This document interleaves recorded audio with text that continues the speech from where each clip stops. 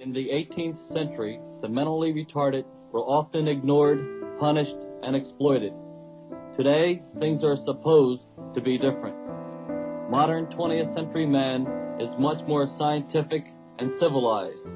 Today, we no longer punish the mentally retarded. We don't exploit them either.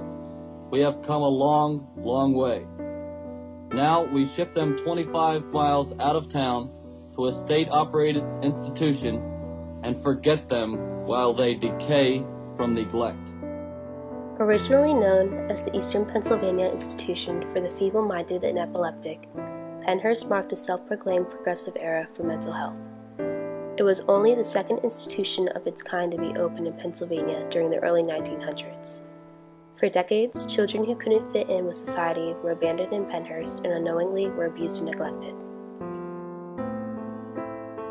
Pennhurst began construction from 1903 until its opening in 1908, starting with 14 buildings spreading across 112 acres of land. By the time Pennhurst closed, the size grew to 1,400 acres with several more additional buildings. It originally served as a school for the mentally handicapped, but soon opened hospitals and dormitories for patients. Some of the buildings also included on-site housing for its employees and places for recreational activity.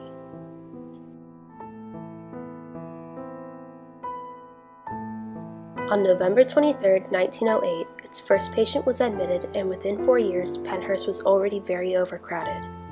It was originally designed to hold no more than 500 people, but in May 1930, it was reported that there were 1,200 patients admitted into Pennhurst, and this number continued rising up to 3,500 patients by the year 1955. Even though they were already very overcrowded, Pennhurst was also forced to admit immigrants, orphans, and criminals into their care. The rapid overcrowding of Pennhurst and the lack of staff soon led to the neglect and abuse of patients. In 1968, Pennhurst was exposed in a 5-part television news report by Bill Baldini titled "Suffer the Little Children." The series shocked the public, showing the poor conditions of Pennhurst. During the next 4 evenings, TV 10 will delve into the problems of Pennhurst. We hope to find out why the current conditions exist, what are the problems facing the people running the institution, what has been accomplished in the past, and what must be done to correct the injustices the mentally retarded have endured much, much too long. We entitle our investigative report, "Suffer the Little Children." On one account, Baldini recalls walking into a room containing only 2 attendants and more than 80 children, ranging from 6 months to 6 years old. The children were left unattended in these cribs for so long that they couldn't walk or even crawl. Most of them were covered in filth and seemed to be very malnourished. The lack of staff was the reasoning behind this neglect. On some accounts, the asylum staff would also tie the patients to their beds and leave them for hours, if not days. Many of the patients would be covered in their own excrement by the time staff would get back to them. Patients were also often drugged and heavily sedated to keep them calm. If patients showed extreme signs of aggression, such as biting, they would even remove all of their teeth. This happened so often that even after its closing, visitors would still find teeth in the asylum. Even after Pennhurst's unhygienic and inhumane conditions were revealed, the asylum continued to remain open for another 20 years. In 1977, it was ruled that the conditions of Pennhurst violate patients' rights, and in 1983, 9 employees were charged with the abuse of patients. The asylum was ultimately closed in 1987, and the remaining 460 patients were deinstitutionalized to other facilities or their families. Some of Pennhurst still remains now, standing as a reminder of its horrific past. Oh, people, look around you. The signs are everywhere.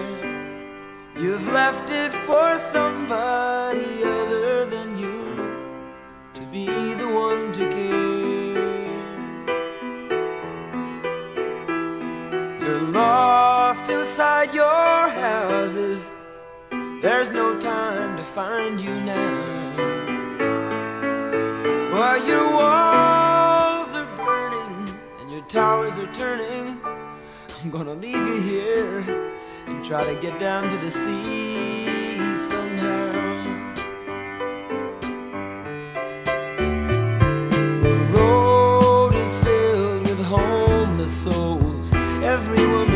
child and man who have no idea where they will go, but they'll help you if they can. But everyone must have some thought that's gonna pull them through somehow. While the fires are raging hotter and hotter, but the sisters of the sun are gonna rock me on the water now. Rock me on the water, sister, will you soothe my fever brow? Rock me on the water, I'll get down to the sea somehow. I'll get down to the sea somehow.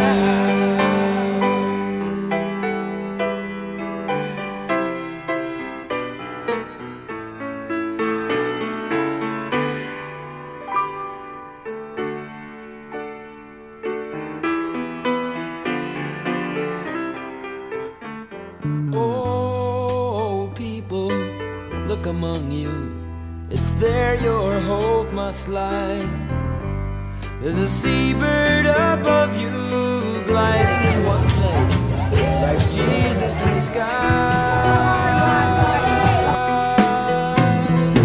We all must do the best we can, and then hang on to that gospel plow. When my life is over, gonna stand before the Father, but the sisters of the sun are gonna rock me on the water now. Rock me on the water, sister, will you soothe my fever brow? Hey, rock me on water, maybe I'll remember, maybe I'll remember how. Rock me on the water, the wind is with me now. So rock me on the water, I'll get down to the sea somehow. I'll get down to the sea somehow. Rock me on the water, rock me now. Rock me on the water, rock me now.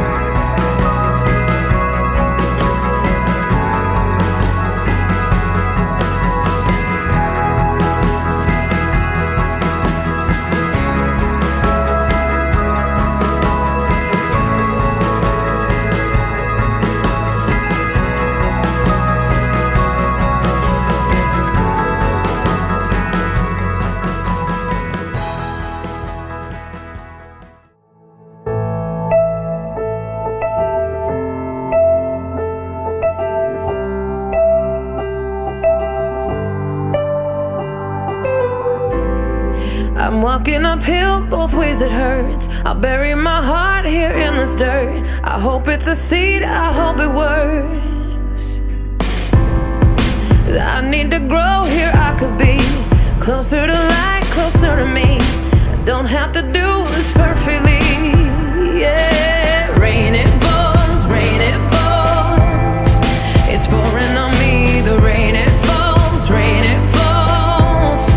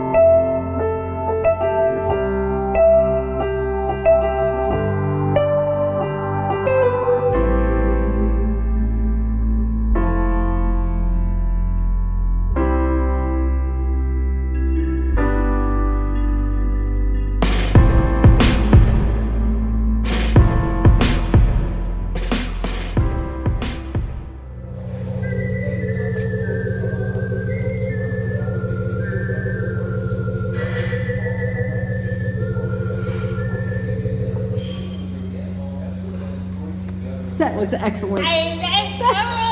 That was so great.